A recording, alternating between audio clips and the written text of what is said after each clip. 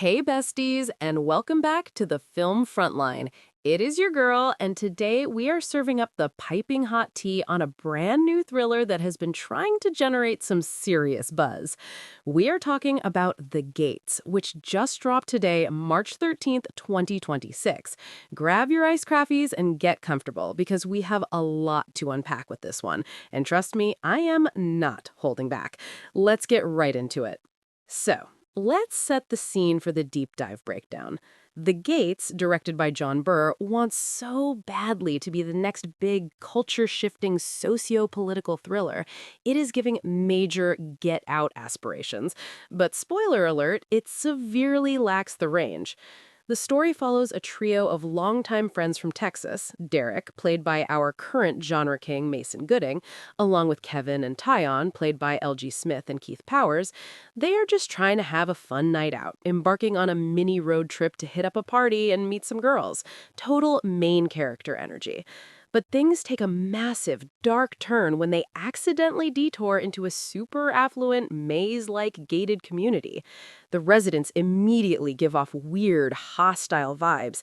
And because things just have to escalate, the boys end up at a massive, opulent mansion to ask for the gate code to leave, only to witness the owner, a pastor named Jacob, played by none other than James Vanderbeek, literally in the middle of a heated argument before seemingly murdering a woman. They flee, and from there, it turns into a wild hunt where Jacob and his creepy Stepford-esque neighbors try to track the boys down to keep his crime buried. Now, on paper, this sounds like an absolute thrill ride, a one-bad-night survival story mixed with heavy commentary on racial profiling and class divides in America. But the execution? Total flop era. From the moment the boys leave their own nice neighborhood, the script tries to highlight the terrifying reality of young black men being profiled as criminals, like an early scene where a cop stops them and only backs off once he recognizes Derek, but it refuses to dig any deeper than a very surface-level racism is bad message. We love a movie with a message, but you have to actually say something meaningful and layered.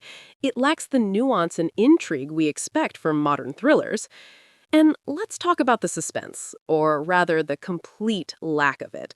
For a 98-minute runtime, it gets right to the point, but then it just flatlines.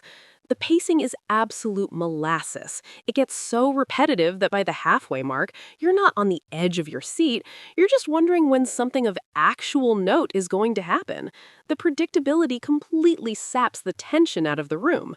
But let's give credit where it's due, because there are two standouts who practically broke their backs trying to save this sinking ship.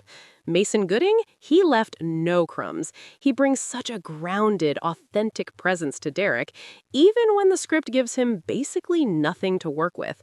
And James Vanderbeek, I know, Dawson himself, he steps into this rare villain role as Pastor Jacob, and he is surprisingly chilling. He understood the assignment. Sadly, the rest of the cast did not get the memo. L.G. Smith and Keith Powers are reduced to walking stereotypes, which is such a waste of their incredible talent. And Sophia Hublitz? Girl looked like she was literally sleepwalking through her scenes. The supporting cast was either completely lifeless or trying way too hard to compensate for the bland script. All right, it is time for the Film Frontline opinion. Let's be real for a second. We are living in a golden age of horror and thrillers that actually challenge us, make us think, and keep our heart rate spiked. Movies like Robert Pattinson's Good Time or even Judgment Night did the whole one night of chaos formula perfectly. The Gates had the foundation to be a timely, intense cultural critique, but it played it entirely too safe and ended up aggressively dull. The social commentary is painfully banal, the direction is bland, and it completely fails as an engaging story.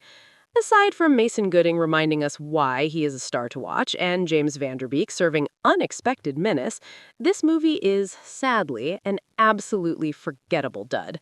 If you're looking for an adrenaline rush this weekend, you can definitely skip this gate. So I want to hear from you guys. What is your absolute favorite one bad night thriller that actually gets the suspense right? Drop your recommendations in the comments below so we can all cleanse our palates and watch something that actually delivers. And if you loved this deep dive and want more unfiltered, honest takes on all things Hollywood, make sure you hit that subscribe button and join the Film Frontline family. Stay fierce, keep watching good movies, and I will see you in the next one.